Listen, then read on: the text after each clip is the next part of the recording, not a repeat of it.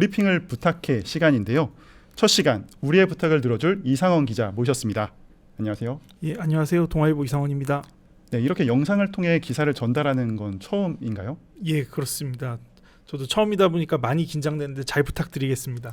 네, 그럼 이상원 기자가 들고 온 첫 번째 이슈부터 시작하겠습니다. 예, 첫 번째 이슈는 52일 만에 석방입니다. 지난 주말 많은 뉴스가 있었고 이런 뉴스들 때문에 기자들이 매우 바빴을 텐데요.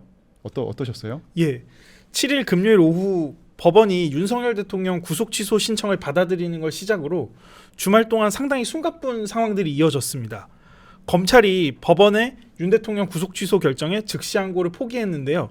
윤 대통령은 8일 토요일 오후 5시 48분쯤 경기 의왕 서울구치소를 빠져나왔습니다.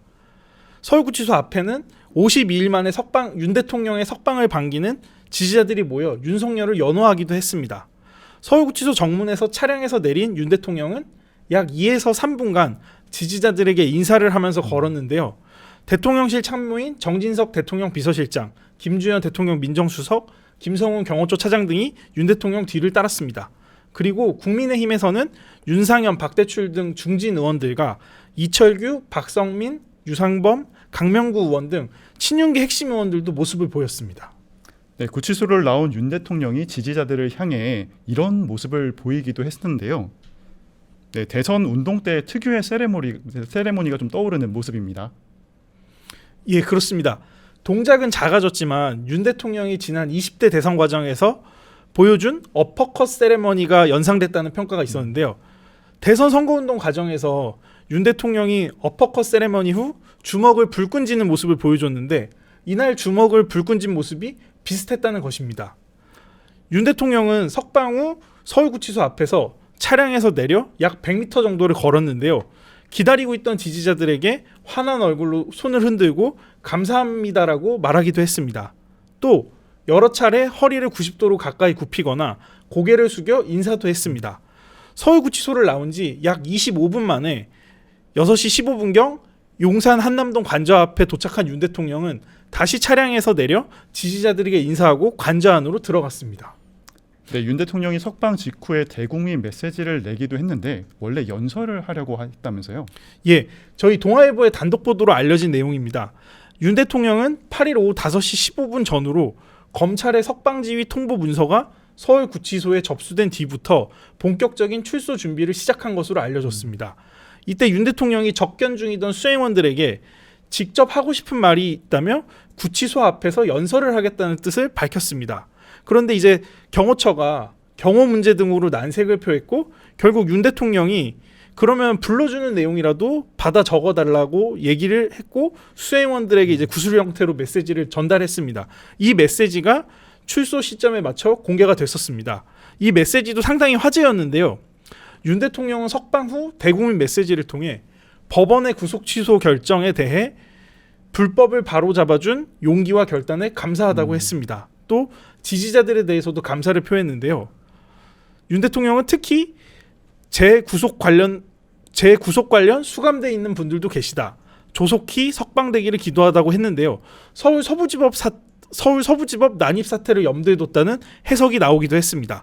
대통령이 지지자들과 인사를 나누고 석방 직후 대국민 메시지를 낸 걸 두고 정치권에서는 윤 대통령이 직접 여론전에 나섰다는 분석이 나오고 있습니다. 네, 윤 대통령 석방 직후에 이제 관저로 바로 귀가를 했고 오랜만에 김건희 여사와 저녁 식사를 했다고 들었습니다.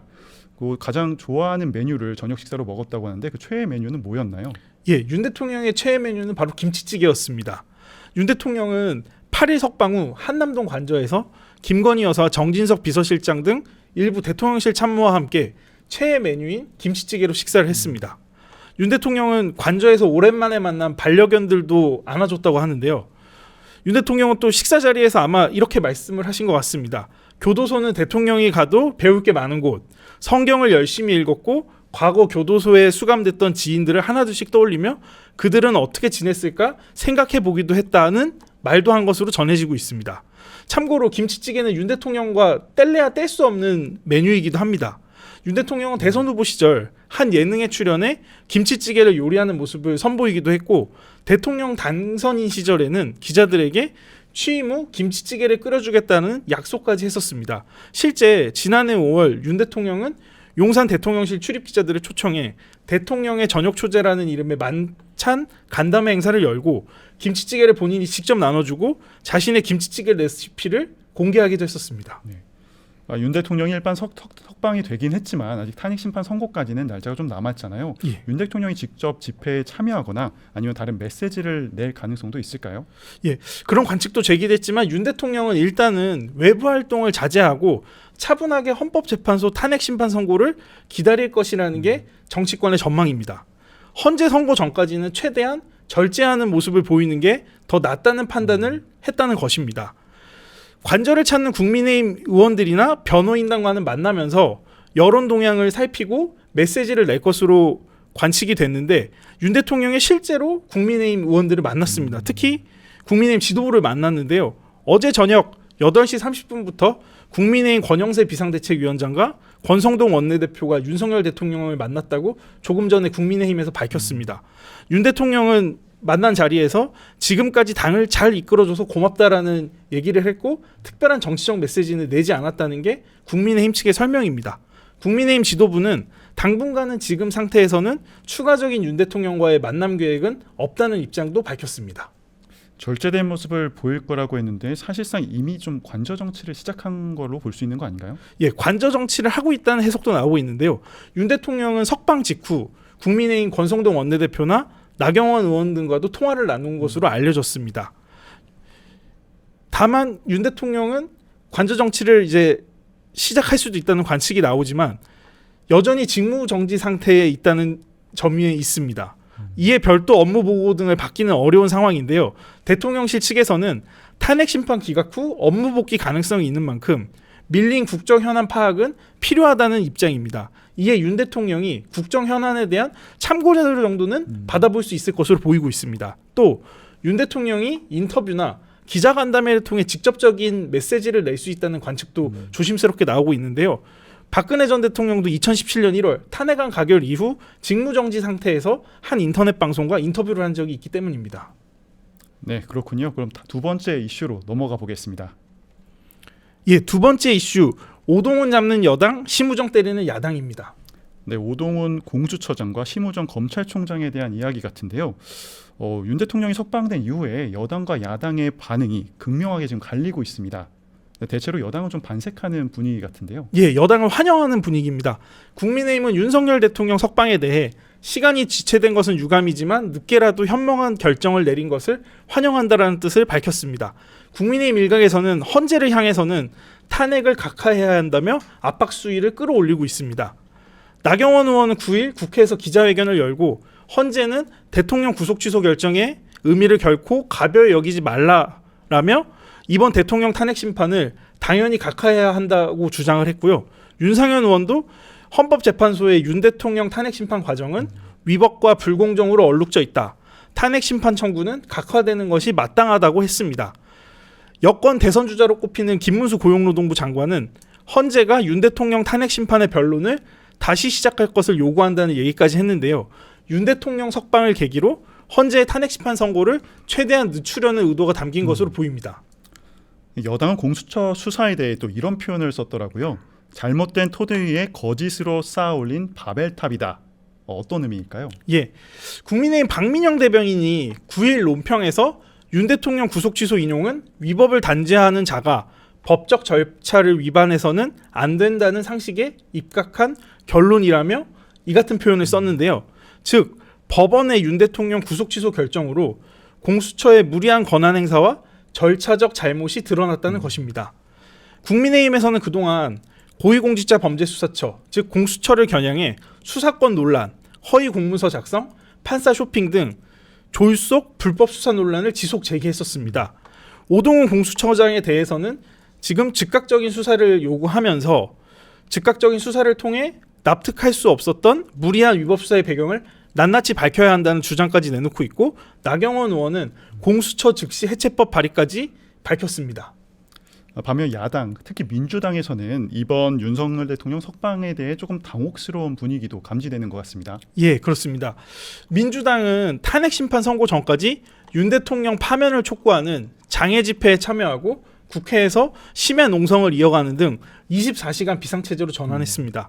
비상체제로 전환한 걸 보면 당혹감이 적지 않은 것은 같습니다.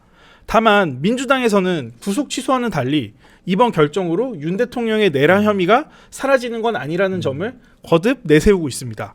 헌재의 윤 대통령 탄핵 심판과는 전혀 무관하므로 영향을 주지 않을 것이라는 겁니다. 구속기간 계산에 대한 검찰과 법원의 해석 차이에서 생긴 절차상 문제지 탄핵 사유와는 무관한 문제라는 것입니다. 법원의 구속 취소 결정으로 공수처 수사의 적법성에 문제가 제기되는 데 대해서는 기본적으로 구속에 관한 해석 문제이지 공수처를 비난할 문제가 아니다라는 입장을 피력하고 있습니다. 네, 특히 민주당 이재명 대표는 검찰에 대해서 초보적 산수도 못한다면서 공세를 펼치고 있는 모습인데요. 예, 맞습니다. 더불어민주당 이재명 대표는 윤석열 대통령이 구속 취소로 석방된 것을 두고 검찰을 겨냥하고 있습니다. 이 대표는 내란 수괴가 희한한 법 해석을 통해 구속을 면했다는 사실이 여전히 믿기지 않는다. 검찰이 내란 사태의 주요 공범 중 하나라는 사실을 보여준 것이라고 비판했습니다. 특히 이 대표는 산수 문제 때문에 석방돼야 한다는 걸 어떤 국민이 쉽게 납득할 수 있겠느냐고 했습니다. 이는 윤 대통령 구속 취소를 결정한 재판부가 그동안 날짜 단위로 계산하던 구속기간 산입 기준을 시간별로 적용해 결정을 내린 점을 지적한 것으로 보이고 있습니다. 재판부는 구속기간이 늘어나는 것은 피의자 방어권 등에 대한 중대한 제한이므로 엄격히 해석해야 한다는 취지로 이 같은 결정을 내렸습니다. 또 이 대표는 즉시 항고해야 되는데 즉시 항고를 안 한 게 아니라 포기했다는 사실이 이해가 되지 않는다면서 검찰의 의도가 있는 것 아니냐는 지적도 했는데요. 여기에 야당은 심우정 검찰총장의 자진 사퇴를 촉구하며 사퇴하지 않으면 탄핵 소추를 추진하겠다고 밝혔고 공수처에 고발하겠다는 방침입니다. 네, 심우정 검찰총장이 오늘 오전에 별도 입장을 냈다고 하던데 어떤 내용이었나요? 예, 야당의 주장에 대해서 심우정 검찰총장은 오늘 출근길에 적법 절차의 원칙에 따라 소신껏 결정을 내린 것이라며 사퇴 요구를 일축했습니다. 아무래도 당분간 정치권이 매우 혼란스러울 것 같은 상황입니다. 마지막 이슈 무엇인가요? 예, 마지막 이슈는 산수는 산수일 뿐입니다. 예, 아까 이재명 대표가 검찰에 대해 산수도 못한다고 했는데 말씀하신 산수는 산수일 뿐, 좀 어떤 의미로 말씀하신 거죠? 예, 헌재 탄핵 심판 선고가 언제일지 주목되는 상황과 관련이 있는데요. 헌법재판소는 지난달 25일 변론을 마친 후 사실상 매일 평일을 열며 선고를 위한 숙고를 이어가고 있는 것으로 알려져 있습니다. 변론 종료 후 2주가 지난 이번 주 내로 헌재 선고가 내려질 것이라는 전망이 나왔고 이번 주 금요일 14일이 유력하다는 관측이 법조계와 정치권을 중심으로 나왔습니다. 하지만 법원의 윤 대통령 구속 취소 결정이 예상치 못한 변수로 작용할 가능성도 제기되고 있습니다. 법원이 공수처 수사권 등 절차적 문제를 구속 취소의 근거로 삼은 것을 두고 윤 대통령 측이 이 같은 논리를 적용해 헌재 탄핵 심판에도 적용해 절차적 하자를 주장할 가능성이 있다는 것입니다. 하지만 대통령의 구속 취소는 구속 기간을 잘못 산정한 문제이지 헌재의 심판과는 별개이고 탄핵 선고와는 관계도 없다는 주장이 맞서고 있습니다. 네, 헌재가 임명해야 된다고 했지만 아직 임명되지 않은 마은혁 재판관 후보자 또 다른 변수가 되지 않을까요? 예, 맞습니다. 마은혁 헌법재판관 후보자 임명 여부도 탄핵 심판의 또 다른 변수로 꼽히고 있습니다. 마 후보자가 임명돼 헌재가 구인 체제로 구성될 경우를 놓고 여야의 셈법이 복잡한 상황인데요. 정치권과 법조계에서는 윤 대통령 석방 이후 야당이 헌재의 신속한 결정을 촉구하는 동시에 마 후보자 임명을 압박할 가능성이 크다고 보고 있습니다. 최상목 권한대행은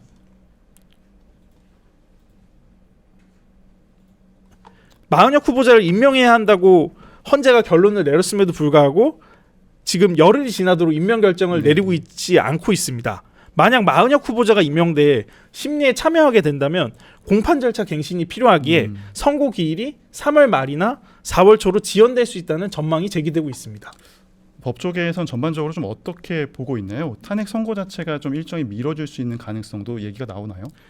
법조계에서는 윤 대통령 석방이 탄핵 심판의 본질적인 판단에 미칠 영향은 크지 않을 것이라는 의견이 다수입니다. 탄핵 심판이 대통령의 파면 여부를 결정하는 절차인 반면 형사 재판은 유무죄 판단과 인신 구속 여부를 다루는 것이라 심리의 초점이 다르기 때문입니다.